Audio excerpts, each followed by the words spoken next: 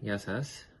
Είμαι ο Μάριος Παπαμινώντας, εργάζομαι στο Υπουργείο Παιδείας, στο Γραφείο Ευρωπαϊκών και Διεθνών Υποθέσεων.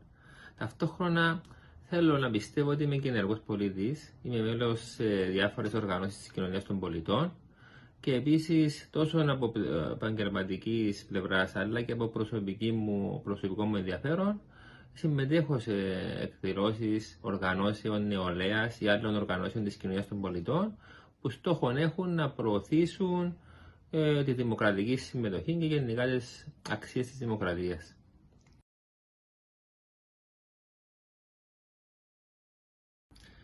Εντάξει, η δημοκρατία είναι ένα σύστημα διακυβέρνησης, ταυτόχρονα είναι και ένα πλαίσιο με αρχές, μπορεί να πω και ένας τρόπος ζωής. Πιο σημαντικές θα έλεγα ότι είναι η ελευθερία του λόγου, ο σεβασμός των ανθρωπίνων δικαιωμάτων και επίσης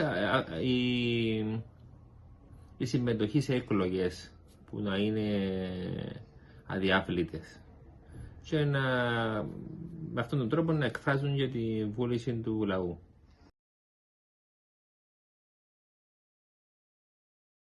Εκτιμώ ότι οι νέοι στην Κύπρο έχουν δημοκρατικές ευαισθησίες.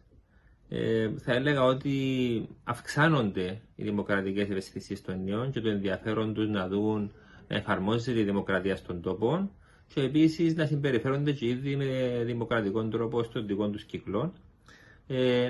Να πούμε ότι ιστορικά οι κοινωνίες όπως η Κύπρος περάσαν από μορφές διακυβέρνησης αλλά και κοινωνίες που ήταν λίγο πιο αυταρχικές να πούμε και όσο περνούν τα χρόνια τόσο οι πολίτες και ιδιαίτερα οι νέοι απαιτούν θα έλεγα να υπάρχει περισσότερη διαφάνεια για παράδειγμα, περισσότερο σεβασμός των ανθρωπίνων δικαιωμάτων.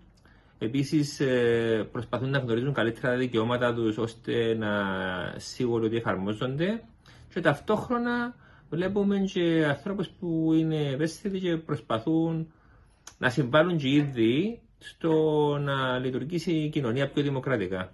Άρα πιστώνω τους νέους με μια συνεχόμενη προσπάθεια για βελτίωση της δημοκρατίας στον τόπο.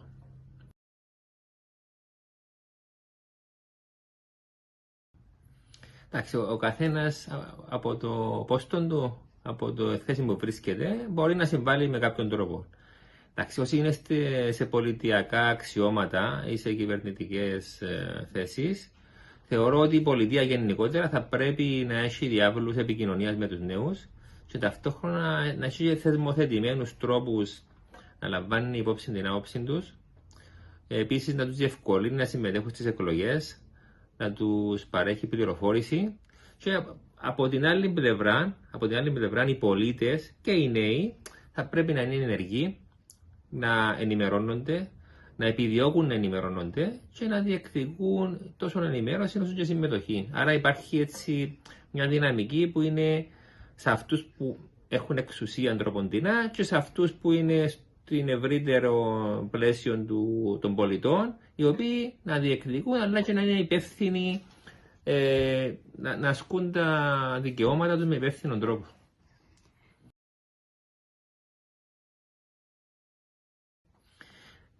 Αν θα απευθυνθούμε στους νέους, αυτό που θα έλεγα είναι καταρχάς το ευχάριστο μήνυμα ότι οι νέοι της Κύπρου ζουν σε έναν κομμάτι του κόσμου το οποίο η δημοκρατία λειτουργεί σε αρκετά καλό βαθμό. Όχι σε ιδανικό, αλλά σε σύγκριση με άλλους χώρους σε αυτόν τον πλανήτη μπορούμε να πούμε ότι είμαστε ευνοημένοι. Ταυτόχρονα σε κάθε στάδιο δημοκρατίας όπου βρισκόμαστε πάντα πρέπει να είμαστε και εμείς υπεύθυνοι διεκδικητικοί θα έλεγα και με τον δικό μας τρόπο να βελτιώνουμε τα πράγματα. Και οι νέοι θεωρώ ότι σήμερα έχουν κάποια εχέγγυα, έχουν κάποια εργαλεία τα οποία μπορούν να τα αξιοποιήσουν ώστε να γίνει η κοινωνία πιο δημοκρατική προς όφελος των ιδίων αλλά πάντα και να έχουμε πάντα στο μυαλό μας τους λιγότερων ευνοημένους της κοινωνίας.